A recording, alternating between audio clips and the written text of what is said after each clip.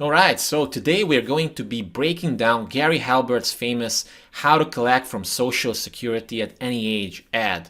So again, this is decades old, but it was something that generated millions and millions and millions of dollars. And today we're going to explain exactly why that happened, why it was so powerful, why it worked, and how you can also replicate it for yourself as well. So let's get to the ad itself. The first thing that we can see is that this is basically a simple benefit headline. So sometimes you have headlines which invoke secrets that refer to certain stories or new discoveries or something controversial, but this is a very straightforward, to the point headline: how to collect from Social Security at any age. So this presupposes that the target audience knows about the topic a lot, and obviously, since we're talking about Social Security, the target audience for this ad knew about it. So Gary knew this, and he didn't really want to beat around the bush. He just wanted to create something simple, effective, to the point.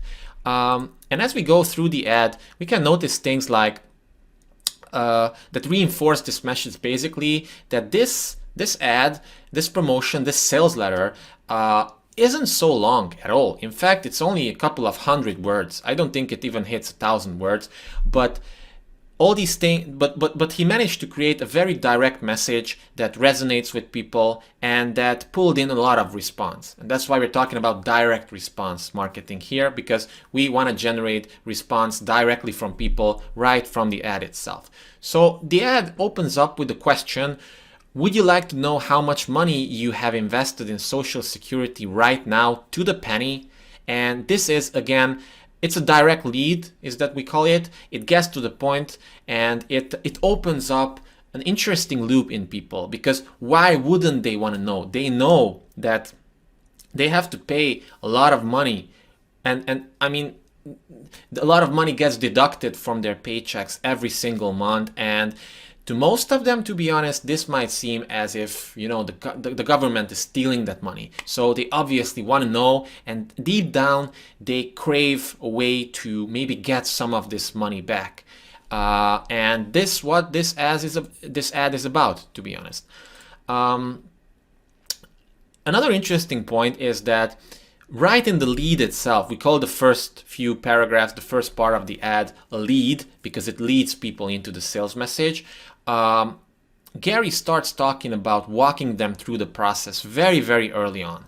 So he basically just poses this question: hey, do you want to know this thing? And then if you want to find out, here's what you have to do. Here's how it works. And again, this is super effective. You don't always have to come up with crazy stories and various persuasion like triggers that, you know, go around and make people interested in this stuff. No, sometimes you can be direct as well. Obviously, in today's market and in most markets, this wouldn't necessarily work so well, especially for so-called front-end offers. So offers which are exposed to cold traffic, so people who have never heard about you, for example, because the competition is just so strong, and most niches, most markets are very, very competitive, and you need to find a new unique mechanism, a new discovery or something like that to really differentiate yourself. But in this case, it definitely worked. And another interesting thing is that this whole sales argument kind of gets flipped on its head, because we're talking about things like a confidential sealed envelope here. So this serves as proof, and in every single sales message that you write, there has to be a promise and there has to be a proof. Gary Bencivenga wrote a lot about these things. He was big on proof marketing, because anybody can make promises, anybody can hype something up and make it seem like something irresistible, something unique, something wow that I wanted. But you also have to put a lot of proof behind it, especially nowadays, because people are skeptical, they don't believe it. They've been promised so many things before, and most of the people who promised these didn't deliver. So it's really important to always put a lot of proof behind your promises. And right from the start, Gary does a great job from this, because we're talking about a confidential sealed envelope. This flips the script because it seems like an official document from the government itself, and people are obviously more attentive for this, especially when it comes to their taxes. Also, we have things like earnings have been recorded. So like we want them to discover how much of their earnings have been recorded in their social security account and year after year, and how much they can eventually get back. So this starts to trigger people's greed emotion, and greed is very important in copywriting. Most people are greedy, and you don't have to take this in the wrong way. Greed just means that we want more of something. The other big motivator is fear. It's quite the opposite. It's like how you can avoid something, like a painful situation or something.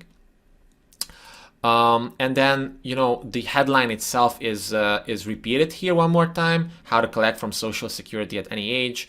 And it's a good pitch, because it immediately moves into bullets, and bullets are very important in copywriting. I'll talk about several of these in detail in a minute, but just know that bullets, basically, they're just like bullets. They're quick, short, powerful.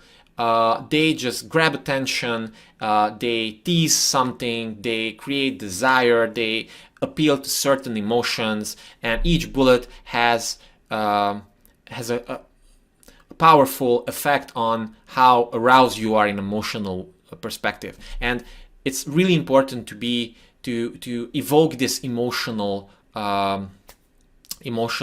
perspective, because people buy based on emotions, and then they justify with their decision with logic. And although this ad doesn't really spend so much time, again, on evoking those emotions and on agitating the pains that the audience has and everything, it goes immediately into kind of like a promise and like desire building bullets, but it's still important to highlight these things. Gary also goes on to preemptively answer a few objections here by saying that this book is going to really open your eyes. So essentially, he's selling a book that people should order in order to find out more and discover whether they can get more money back or not. And as we can see, there's going to be lots of bullets. So every little paragraph here, which has this black little bullet, is a bullet. And each one appeals to an emotion. And as you can see, there are lots of how-to bullets. So these are some people call them lazy bullets nowadays, because they're the most straightforward and, let's say, easy to write ones. But it's definitely a good idea in your own promotions or marketing materials, for landing pages or sales pages, or maybe even video scripts, to not only say what people will discover with how-tos, but also like basically tell very similar things but angled differently. So it's like you can say secret bullets, or like number bullets, like the 7 secret tips that no one knows about. Find out more on page 26 or something. So you tease something, you create fascinations, and bullets themselves have been renamed fascinations later on by a company called Boardroom, and others as well. But to my knowledge, Boardroom was the first to really use fascinations. And those types of bullets really nail down the secret aspect, the what to avoid, the what never to eat on an airplane. This is like a famous headline, but it was a bullet at one point. It was a fascination, what never to eat on an airplane. It just creates curiosity, and people just want to know it. But back in those days, Gary could get away with a bunch of how-to bullets, and they're still effective, like super effective. And let's just see a bunch of these bullets and what makes them so effective. So for example, if we check this out, like how to collect your share of the brand new Social Security benefits just passed by Congress. So again, as someone's reading this, they're like, so what's this about? Is there a new opportunity that I don't know about? Like, I want to learn more. Or like, how to increase your Social Security benefits. It's something simple, something to the point, but it's all about greed. It's all about getting more money, and people want this. Or how to report your farm income for Social Security. This bullet is a qualifier bullet, basically. We want to qualify people. We want to call out people who a certain segment of our target audience who this would be a perfect fit for. How to make your whole family eligible for Social Security. So again, this is greed. This is even better. Like, I can make more money. Even my entire family can make more money. Even better. How can I not want this? These two bullets share common pain points that people have, and this is why I said that good bullets and good copy appeals to emotions. So let me show you, like, how to replace a lost Social Security card, how to replace a lost Social Security check, because people know that if they lose something like this, in those days it was a problem, and by knowing how to like still get Social Security, even if they lost the card or the check, that would be easily worth much more than the price of this book. So it just creates a no-brainer, and it's like it appeals to common pain points, and it gives them a solution right away. Studies show that 2 out of 3 people overpay. This is just proof. Again, we want to officialize the promises that we make. How to figure out what your Social Security retirement pay should be. This just makes everything easy. So at any time that you can make work that people have to do in order to make money, for example, easier, or the work that they have to do to lose weight easier, the better, because people want easy, people want quick, people want magic pill solutions. That's the truth. Should you tattoo your Social Security number on your body? This is like a pattern interrupt. It's like, what? Should I tattoo it? Why? Or it just creates a pattern interrupt in people's minds as they're reading this or scrolling through this. It just stops them and makes them interested even more. What papers do you need in order to file a Social Security claim? This is also a common pain point because people don't want to deal with paperwork, and if this book helps them discover what they need, that's even better. How 10 million people who are only 30 years old on the average collect Social Security. This is a very strong specific. Well, it could be like 10,800,052 or something, but even 10 million, it creates specifics, and thereby it kind of acts as a proof element in itself. Should you get a divorce in order to get more Social Security? A lot of people already have. This is, again, like, what the fuck? Should I get a divorce? Should I? Shouldn't I? Like, what's up with this? It just creates, this is why it's a fascination, because it creates curiosity that people can only solve if they buy the book. It's really, really smart. Should you have 2 Social Security cards? Again, this is greed, to get double the money. How to get a huge lump sum Social Security payoff. This is instant gratification. Again, people just want something instantly. They just want it on the spot. These bullets here have an us versus them mentality. And again, for most sales messages, this is important, especially in, let's say, in financial markets, because a lot of people believe that there's like big government or big banks or big pharma, and they're always trying to screw the little guy. And then us, the little guys, have to stick together and expose the lies of Wall Street and big pharma and big companies. And by doing this us versus them correctly, the copywriter can have an important and powerful rapport with people immediately, because they have a common enemy, and that's a very, very powerful persuasion trigger. Let's see, what else? When are the 5 times you should get in touch with your Social Security office? This is, again, very specific. It makes it credible. Like, I didn't know I have to get in touch with them 5 times, and I certainly didn't know when should I do that. So now I have to read it. Here's a big pain point: how to get hospital and medical insurance for the aged. Because a lot of companies, a lot of medical insurance companies don't want to give insurance to chronically ill people or more aged people. And this is a big pain point. And the surprising revelation for this is in the book, of course. Security benefits that are only for veterans. Again, greed. So a lot of people think like, veterans are getting more Social Security, so how can I also get more just like them?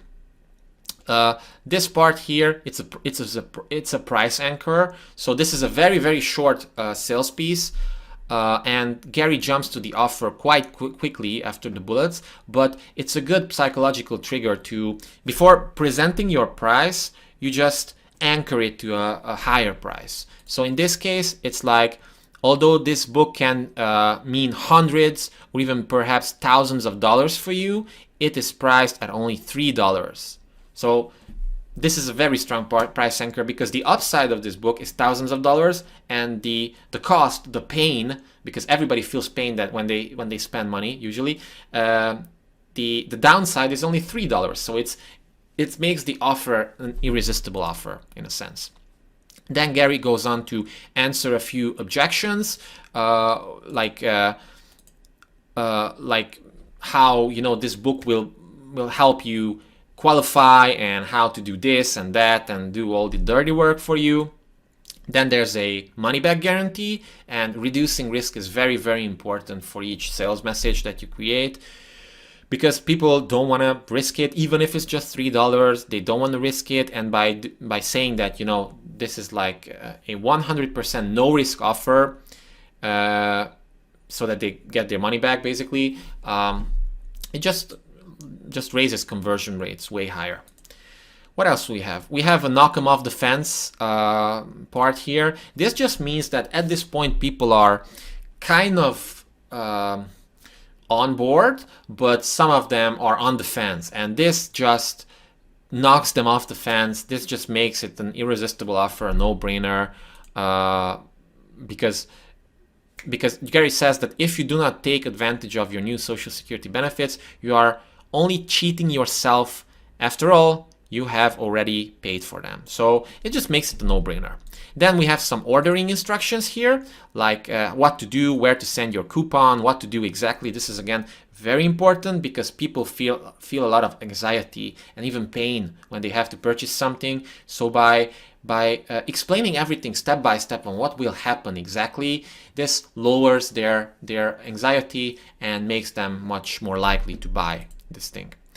Then we have some more proof at the end, because this is like backed by the government and stuff like that. And at the end we have like a call to action, an order form, which is kind of it's a first person call to action, which even marketers today are using. A lot of them are using. So it says, please send me X copies of your report, how to collect from Social Security, blah blah blah. So this just makes it more likely for people to actually do it, because they start to rationalize the whole thing. Once they read this, it's as if it was their own internal monologue that said this. Okay, so it's a more of an advanced strategy. But even if you go to various landing pages or sales pages nowadays, you find a lot of call to action buttons with this type of text. So even though this was a very old promotion, and as you can see, there are some order forms that people had to send back in the mail, the same principles still apply. You could easily run something like this as a brand new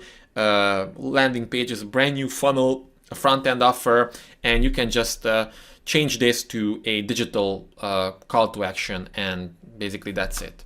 So hope you enjoyed this. I encourage you to read the ad yourself. You can just search for it, or I'll just leave some links to the entire swipe file like collection of articles and ads that I analyzed here. But I hope you get a lot of value from this, and see you in the next video.